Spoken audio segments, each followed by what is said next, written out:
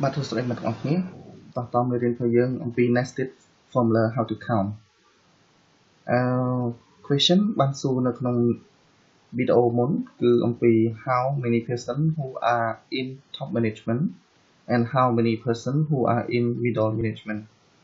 ដូច្នេះ formula ដែលអាចនឹង detect បានគឺមាន sum count if ហើយនិង sum product តើវាធ្វើការពីម៉េច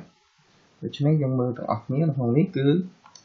យើងប្រើរូបមន្ត sum count if style ដើម្បីនឹង answer the first question គឺយើងប្រើរូបមន្តបែបនេះដើម្បីនឹងធ្វើការ sum ទៅលើសំណួរទី1ដែលនិយាយពី top management ហើយក្នុងនោះឧទាហរណ៍ top management គឺយើងយក country manager vice finance president ជាមួយនឹង HR director អ្នកទាំង3អ្នកនេះគឺជា top management ដូច្នេះយើងធ្វើការ count បើសិនជាមានបុគ្គលិកណាដែលមានតំណែងដូចគ្នា2ដូច្នេះវានឹង count រកថែមមួយទៀតយើងមើលនៅក្នុង Excel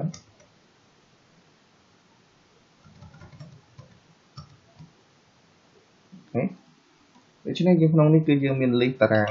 បុគ្គលិកបែបនេះហើយយើងមានអ្នកទាំង3អ្នកនេះនៅក្នុងនេះ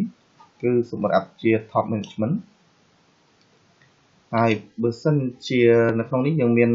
ម្នាក់ទៀតដែលនៅក្នុង record នេះជា vice finance president ដែលដូចគ្នាដូច្នេះវានឹងរាប់ចេញជាលទ្ធផល4យើងធ្វើការរាប់វាមិនដូច្នេះយើងស្មើរូបមន្ត sum if style ស្មើ sum បើកញ្ចក់ if ដូច្នេះយើងប្រើ sum ពុំកញ្ចក់ if នេះ count if sum count if style បាទ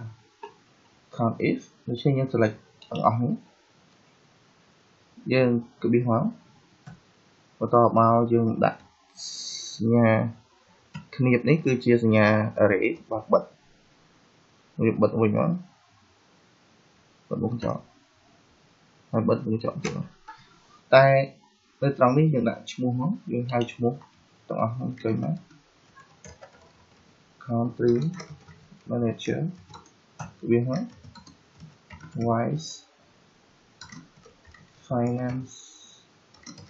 president យើងដាក់វាទៀតមកដាក់ទៀតមក HR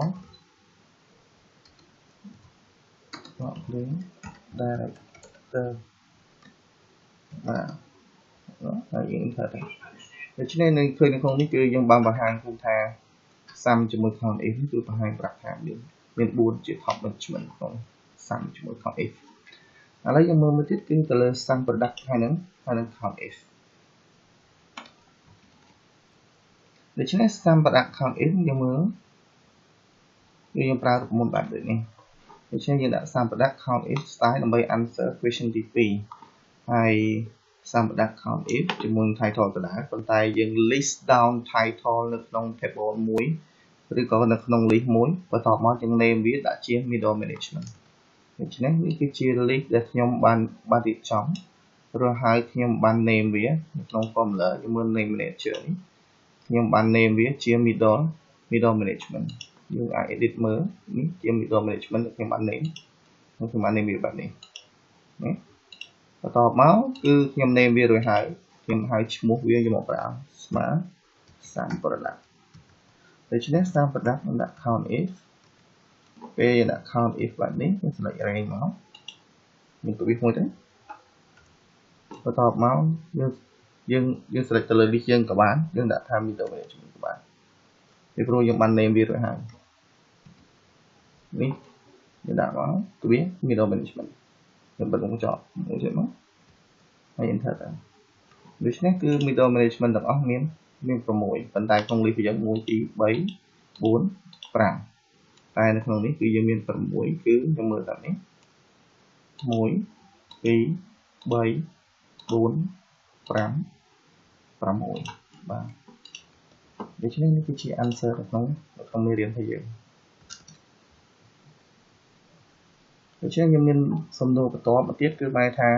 how many staff who got salary greater than $1,000 how many staff who got tax rate greater than 15%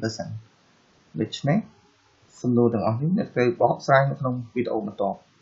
The answer will be in the next video វីដេអូបែបនេះគឺមានតែនៅក្នុង www.youtube.com/c/reoptimumservice និង facebook/reoptimumservice តែប៉ុណ្ណោះសូមជួយ subscribe អ្នកមួយៗមកខ្ញុំបានជាកម្លាំងចិត្តធ្វើវីដេអូផ្សេងបន្តទៀតបាទសូមអរគុណសូមជម្រាបលា